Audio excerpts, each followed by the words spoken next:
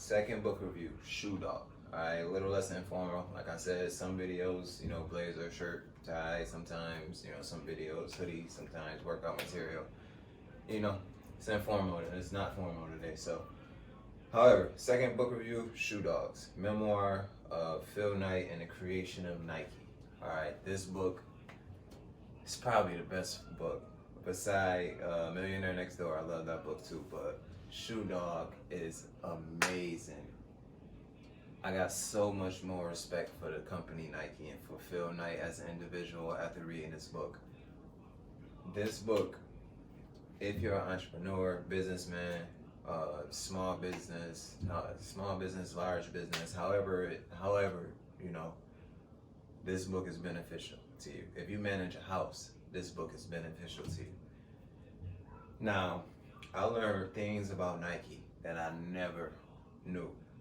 And being a businessman myself and understanding the struggle of creating a business in the first, let's say, few months and then up into 5 years of having a business is very challenging.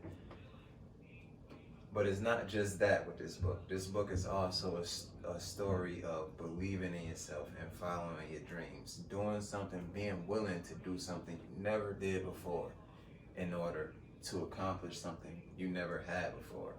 And this story is that written all over. It's amazing. From learning sales or having an origin of sales. I'm honestly, my story kind of mirrors Phil's Knight, but I'm not even going on that. From the origin of sales, all right, to building this company, to then building a brand, all right, to then taking that brand global, all right, at the exact right moment. To understand what I'm saying, you have to read the book, all right, or listen to the book. Nike, for reading this book, I want Nike to last forever. Hopefully, let's see how long they last as a company. But I would hate to see the fall of Nike. After reading the rise of Nike, you would hate to see the fall of Nike. Now, I have one point, all right, as far as a few points.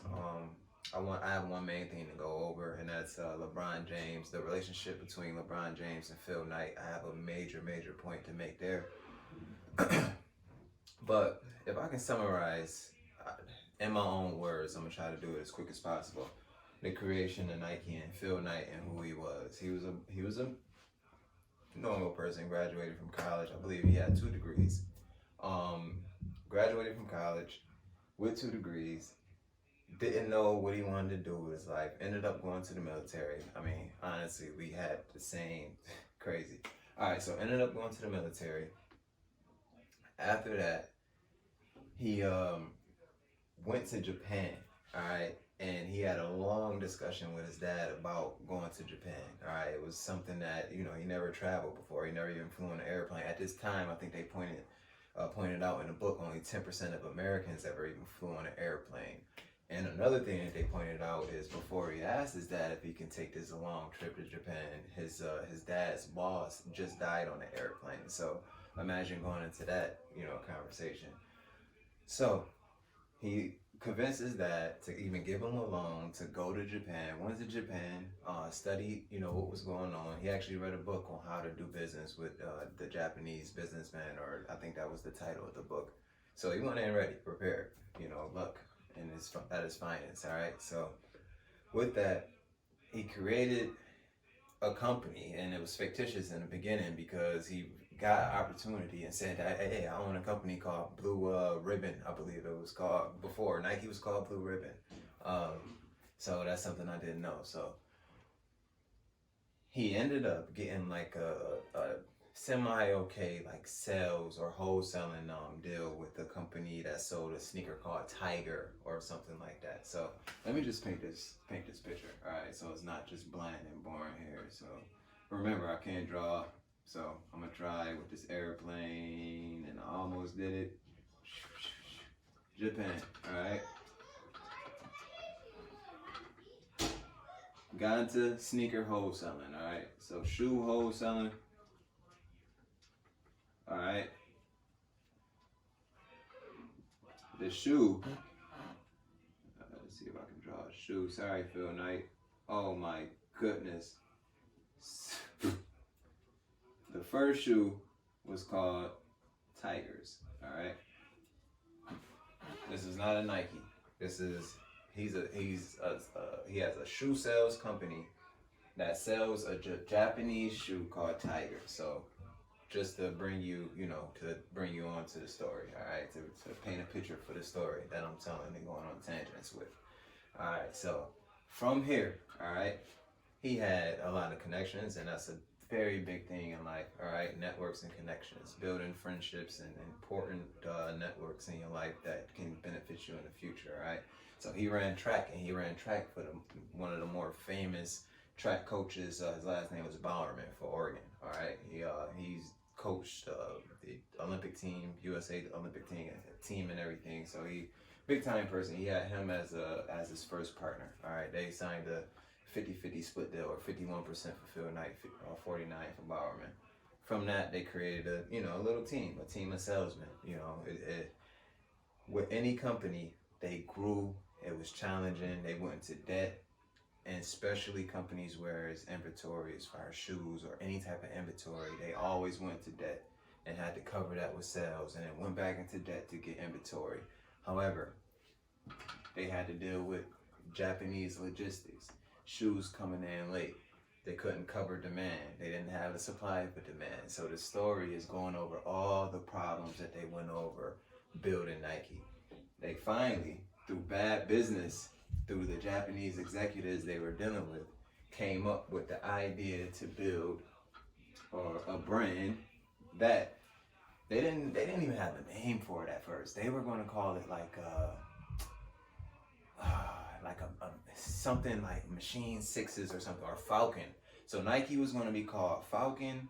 It was going to be called like something Sixes, or another crazy name for it. All right. And the reason that Nike came about is Phil Knight, he liked the name of the Greek goddess, which meant victory, and it was Athena, Nike. I don't know how to pronounce the second part, but it sounds like Nike. So they came up with that. It was a long story behind how they came up with that name, but that's how it came to be. But it wasn't Nike. It wasn't Nike in the beginning, and it wasn't going to be Nike until the very last second. All right.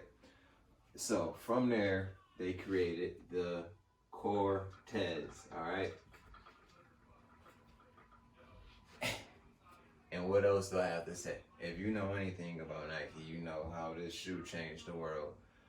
Now, I'm going to go into the relationship between, all right, that was just a quick summary. It was a memoir, all right? So quick summary, all right, Cortez, now we have LeBron James, we have billions of dollars worth of sales. Apparel, they went to apparel after this with the brand.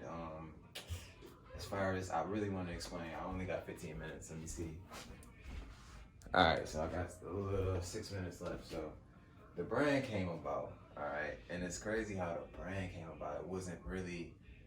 They hired someone to do this for $35. So think about the brand that everyone wears today.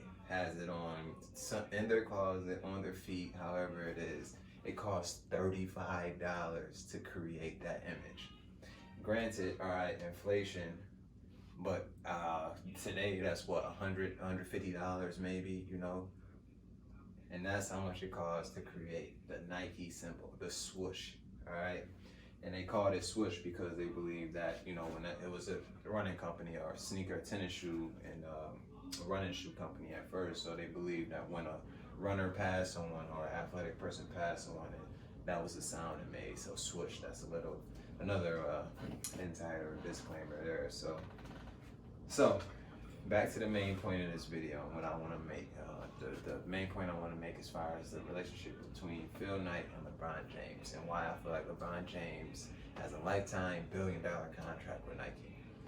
When LeBron James met, or one of their first meetings, Phil Knight, he had a conversation with him, and he let him know how much he respected him for the uprising of Nike and what he thought about Nike. And he gave Phil Knight a gift. It was a Rolex that was made in 1972, the year they came out with the Cortez, and Nike, became a crazy brand. after that. So he gave him a Rolex that was made in that year. Now think about that. As a CEO of a company, you have a rising star who they say is going to be, who is the one, all right? He's coming up to you, all right, and showing you the utmost respect and courtesy and gifting you something with a lot of meaning behind it, not just a, anything, a gift that has a lot of meaning behind it. Do you feel like that persuaded Phil Knight at all to give LeBron James a $1 billion contract in the future? I mean, I feel like LeBron James was a genius for that. Or was it his agent who gave him that idea, or maybe his mom? Because that idea was golden. It got him $1 billion, and I believe that's the reason why. So that's one thing with that, when you don't know what type of influence a person can have on you. All right, so respecting that person and letting that person know that you know what they went through and you understand their struggle, and then going above and beyond and gifting that person something with meaning behind it. You never know what type of influence that can have in your life. And look at LeBron James. I mean, yeah, LeBron James had to work for it. He is LeBron James, but however, do you think it's a question of, should we give LeBron James a $1 billion lifetime contract or not? After he thinks back and remembers his first time meeting LeBron James, he probably, was like, okay, can we give it to him in his second life? All right, so that's, that's what it is. Thank you.